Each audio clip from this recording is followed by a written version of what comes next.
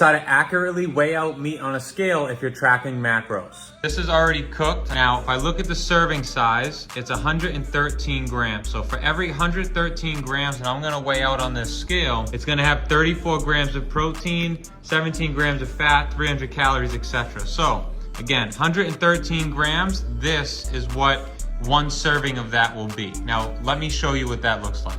First, be sure that your scale is in the right measurements, right? So mine is in grams. If it's not, you'll hit the unit sign and wait until your scale says grams. Once it does, put on what you're gonna measure the food in.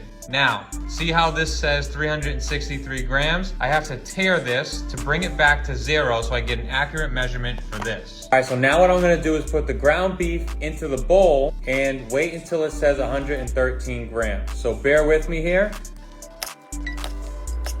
So this right here is 113 grams of cooked ground beef.